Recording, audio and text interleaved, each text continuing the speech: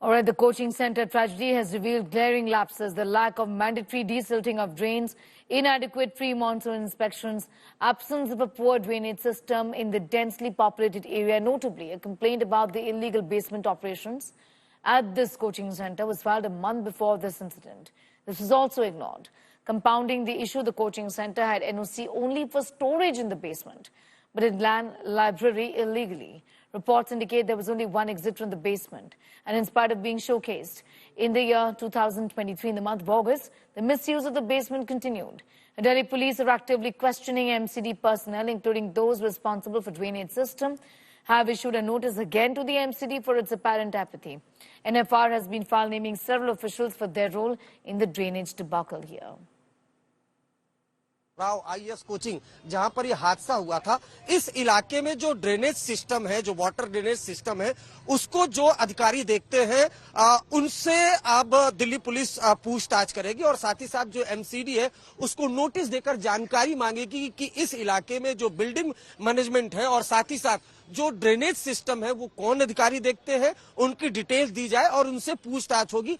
बहुत मुमकिन है कि उन पर कड़ा एक्शन भी दिल्ली पुलिस ले, क्योंकि जो एफआईआर रजिस्टर्ड हुई है इंडिया टुडे के पास कॉपी भी एफआईआर की, उसमें साफ साफ लिखा है कि जो कोचिंग सेंटर के ऑनर है वो तो रिस्पॉन्सिबल है ही, साथ में जो ड्रेनेज सिस्टम यहाँ पर देखते हैं और बाकी जो अथॉरिटीज के लोग हैं वो कहीं न कहीं इस हादसे के लिए जिम्मेदार है। ओल्ड राजन नगर एवं साउथ पटेल नगर में और पूरे पटेल नगर में लाइब्रेरियां और कोचिंग बेसमेंट में संचालित होते हैं और स्पेशली मैंने राव आईएएस की बेसमेंट की कंप्लेंट की थी क्योंकि उसमें दुर्घटना होने की संभावना लग रही थी। इसका प्रति सरकार के पोर्टल पर उपलब्ध है तथा इस प्रकार की आगे दुर्घटनाओं को रोका जा सके, इसमें पूर्णतः जिम्मेदारी प्रशासन की है कि ऐसी दुर्घटनाएं भविष्य में बार बार न हो। इस संबंध में सरकार को कोई उचित कदम उठाना चाहिए और ऐसे संचालकों पर ठोस से ठोस कार्रवाई करनी चाहिए, जिससे कई माता पिता के बुढ़ापे का सहारा एवं कई बच्चों का जीवन छीन लिया और पता नहीं ऐसे कितने बेसमेंट संचालित होते हैं इस एरिया में। इसकी कोई ठोस जानकारी नहीं है, कृपया करके इन पर संज्ञान लिया जाए। 3 students paid the price for killer civic apathy at Rao's IAS coaching center in the national capital. Shreya Yadav, Ambedkar Nagar in Uttar Pradesh, Tanya Soni from Telangana, and Nivin Dalvin from Ernakulam in Kerala died after flooding due to heavy rains in the basement of Rao's IAS coaching academy in central Delhi's Old Rajinder Nagar area on Saturday. India Today spoke to Tanya Soni's family, who hailed from Telangana. The family blamed the government and the civic body for the deaths of the students, also blaming the coaching center for illegally running a library in the basement. They pleaded that the government must ensure that these incidents are not repeated. Victim Shreya Yadav hailed from UP's Ambedkar Nagar. Her family said that coaching centers must follow the rules strictly and that blame game between authorities must stop. They also demanded accountability. Nivin Dalvin, who died in this incident, was from Ernakulam in Kerala. Nivin's family is yet to come to terms with the fact that the son is no more and said that such incidents must never be repeated. Last 5 years he is preparing for this. He is a very brilliant student actually. He won't come for a vacation also normally. He is a very dedicated and very helpful person actually, I would say. He is a very helpful guy. Family we are missing badly. Mother is a teacher, father is a policeman. Their condition also is very, I can't say now. She is in hospital now. Okay, we are missing him very badly.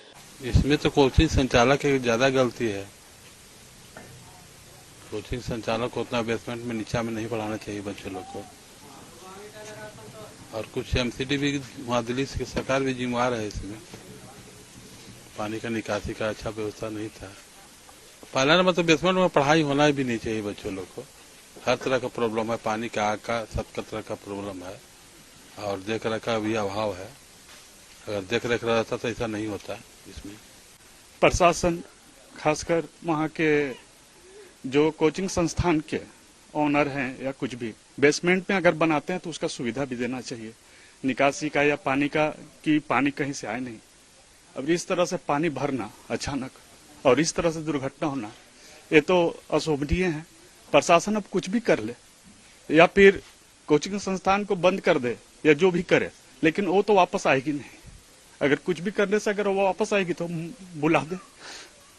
इसके बारे में कल हम लोग को मालूम चला news के थ्रू, तो उसी समय मतलब सुबह सुबह मालूम चला तो हमें लोग तो विश्वास नहीं हुआ, लेकिन जब हमने फोन ट्राई करने लगे तब जैसे पता फोन नहीं लग रहा था, तो फिर चाचा लोग से फिर मालूम चल, घर से फिर मालूम खबर आया कि ऐसा ऐसा घटना घट गए हैं। हम रांची में रहते हैं, तो फिर रांची से फिर हमको यहाँ आना पड़ा।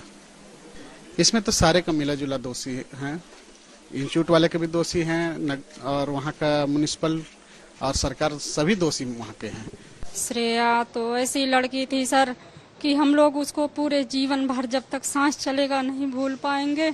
इतनी होनहार बच्ची, पढ़ने में उसका IAS बनने का सपना था, सारा सपना चूर हो गया उसका। तो उसके माँ बाप का तो क्या हाल है, उनके मुख से तो बात भी नहीं निकल रही है। हमको पता चला, अब हम तो क्या हाथ मीच के रह गए थे रो रो के। जब बेसमेंट में आप अलाउड नहीं हो कुछ भी इस तरह का काम करने के लिए, तो ये प्रशासन की जिम्मेदारी है कि वो इसको देखे। हमारे जो सपने खत्म हो गए, अब इसकी जिम्मेदारी जो वहाँ कोचिंग स्टाफ है क्या है कैसे हमने देखा नहीं है, लेकिन भरोसा करके कोचिंग के ऊपर उसमें अच्छी शिक्षा मिलेगी। और वहाँ की व्यवस्था कैसे, हम लोग गार्जियन हैं तो इतनी व्यवस्था नहीं देखते कि यहाँ जो है व्यवस्था मेंटेनेंस कैसा है। हम सिर्फ चाहते हैं कि हमारे बच्चे अच्छी शिक्षा मिल जाए, अच्छे बढ़ जाए। अब वहाँ क्या कैसे हुआ, ये जिम्मेदारी शायद कोचिंग स्टाफ की होनी चाहिए, या तो फिर वहाँ प्रशासन किस मानक से चलाता है, क्या करता है, तो सारी जिम्मेदारी उधर है। फोन पर बातचीत लास्ट टाइम कब हुई? 26 को लास्ट टाइम बात हुई थी कि मैं उसको फ़ोन लगाया था उसको मना करने के लिए ही, लेकिन उससे मैं बोल नहीं पाया कि तुम लाइब्रेरी मत जाओ, उसमें बार बार पानी भर जाता है। तो मेरा कहने का मोटिव वही था कि तुम लाइब्रेरी मत जाओ जब तुम्हारी लाइब्रेरी में पानी भर जाता है बार बार। लोगों को पता था ये बात, उसने पहले बताई थी? उसके एक दिन पहले भी पानी भरा था। तो उसने क्या कहा था आप लोगों से?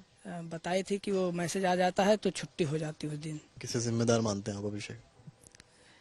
जिम्मेदार कोचिंग संस्थान है जो बेसमेंट में इंफ्रास्ट्रक्चर डिजाइन करने का उसको अथॉरिटी नहीं है और उसको लाइब्रेरी के लिए उपयोग किया जा रहा था। आप किसे इस पूरे मामला पर रिस्पॉन्सिबल मानते हैं और क्या एक्शन चाहते हैं? देखिए, अभी आपने शुरुआत में कहा कि एक हादसा है, जैसा मैं मानता हूं कि ये हादसा नहीं है, हत्या है। इस हत्या के लिए जिम्मेदार कोचिंग सेंटर का संचालक है। कोचिंग सेंटर के संचालक पर हत्या का मुकदमा दर्ज हो, ताकि जब भी कोई कोचिंग सेंटर चलाए तो कम से कम मानक को इस तरह से रखे कि मानक को मानना जरूरी है उसके लिए, क्योंकि उसने जो एक्टिविटी वहाँ पे करी है उसके लिए वही एक अकेला जिम्मेदार है। बाकी जो उसके कॉम्पिटेंट अथॉरिटीज हैं वो सेकेंडरी लेवल पे आते हैं।